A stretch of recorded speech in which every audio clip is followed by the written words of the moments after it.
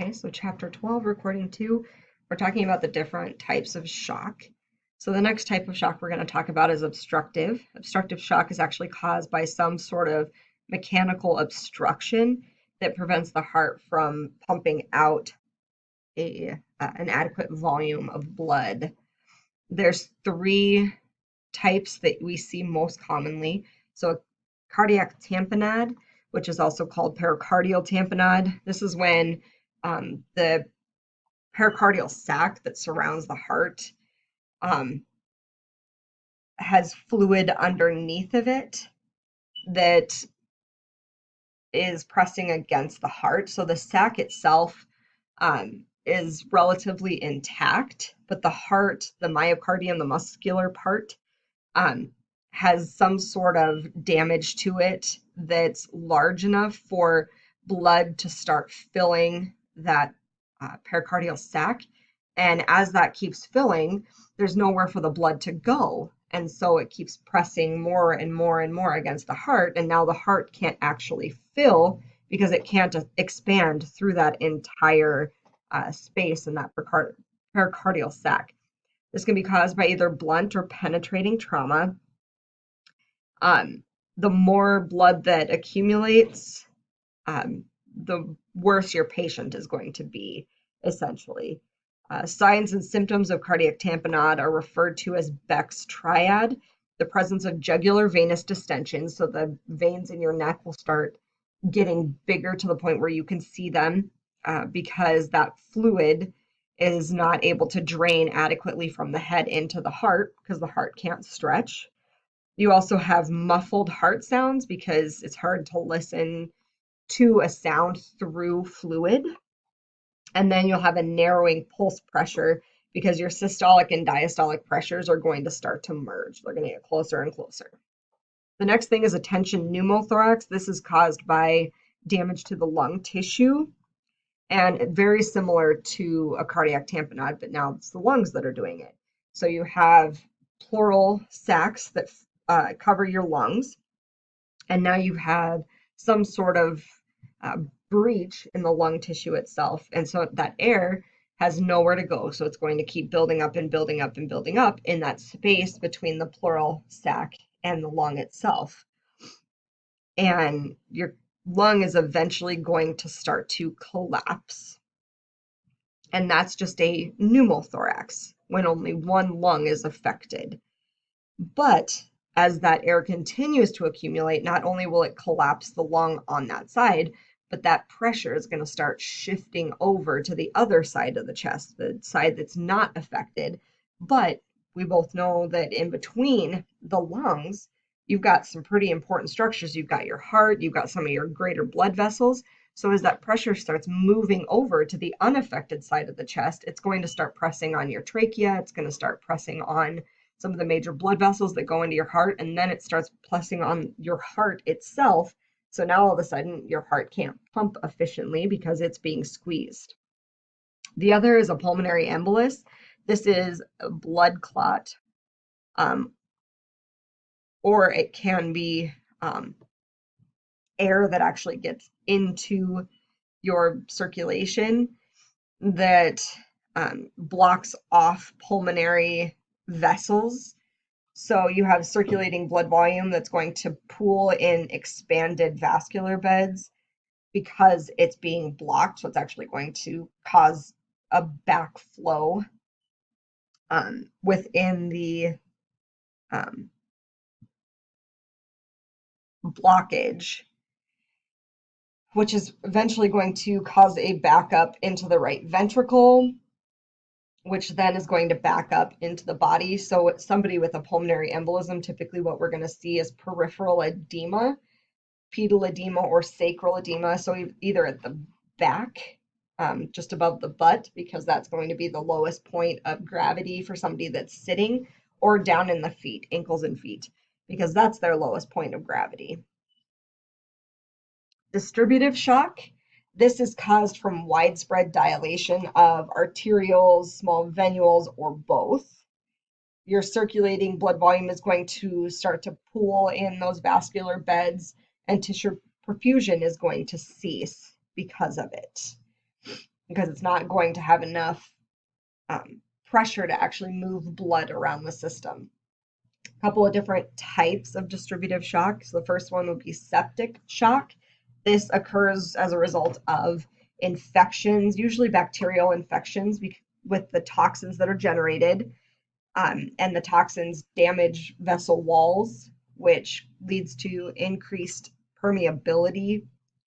So things that should be staying in the vessels now can leak out into the tissue beds. And then it widespreads the dilation of vessels as well. So you have fluid leaking from the vessels, and then the vessels are dilating, so causes a severe drop in your blood pressure. Septic shock is a very complex problem. There's generally sufficient amounts of fluid within the vascular space, but because everything dilates, now there's not enough content to fill that expanded container.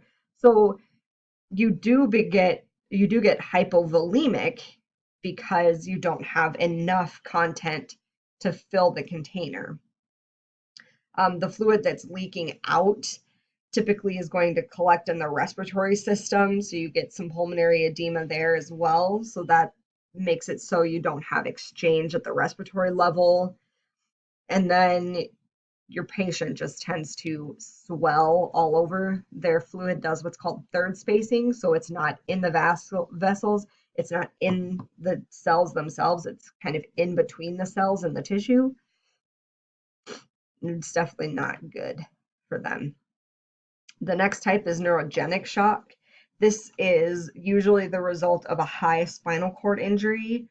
Can also be caused by brain conditions, tumors, just pressure on the spinal cord, or spina bifida, which is a condition you can be born with. So in neurogenic shock, the muscles of the blood vessels are cut off from the sympathetic nervous system. The sympathetic nervous system is what causes them to contract, but it also provides muscle tone. So all of our muscles are never in a truly relaxed state. They're always a little bit of a ready position, if you will. If you cut off that innervation or the effect from the sympathetic nervous system, then they will truly, truly dilate because there's no muscular tone within them. And so now all of a sudden your blood is going to pool at the point of lowest gravity. You have approximately 6 liters of blood in an adult-sized body that can definitely no longer fill that container. Even if there's no blood loss or fluid loss, so it's still staying within the vessels. It's not leaking out like in septic shock. It's still staying within those vessels, but there's still not enough content to actually perfuse all of your organs. Signs of this type of shock are sweating below the level of injury, a normal low heart rate in the presence of hypotension, and normal warm skin. The next is anaphylactic shock. This is also known as anaphylaxis. This occurs when a person reacts violently to a substance to which he or she has been sensitized. So severe allergic reaction is pretty much what this is. There's 4 categories of exposure. So you have injections, stings, ingestion, so actually eating something, and inhalation, so you're breathing it in. Anaphylaxis can develop within minutes or even seconds after contact with a substance, but there's a couple different phases. That's the immediate reaction. There may also be a second phase reaction that could be 1 to 8 hours after that initial reaction and cause severe symptoms. Signs are not as distinct and definitely not seen, or you can't see these in other types of shock. Like you pretty much know that they're having an allergic reaction. So wheezing is definitely part of it. Having signs similar to septic shock, but not in the presence of a toxin. So anaphylaxis, your vessels are going to become leaky as well, and you're going to leak out fluid. So it looks slightly hypovolemic, but you don't see all of those together in any type of shock except for anaphylaxis. Note that cyanosis is a very, very late sign of anaphylactic shock. If your patient starts going cyanotic, they're not doing good at all. The combination of poor oxygenation and poor perfusion that can be seen in anaphylactic shock may easily prove fatal, and it can be quick. I've had somebody that's having a mild allergic reaction just crash right in front of me because we weren't treating aggressively enough, and anaphylaxis can be life-threatening. Psychogenic shock. This is when the patient has a sudden reaction of the nervous system that produces a temporary generalized vascular dilation, which results in fainting, or also known as syncope. You faint at the sight of blood. This is one that we see a lot. People say, oh, they passed out or they had a seizure, but it's more due to the psychogenic shock portion of it. So you quickly have a dilation of blood vessels, and your blood is going to pool, reducing blood supply to the brain. When the brain function ceases that quickly, then your brain kind of goes, okay, lights out.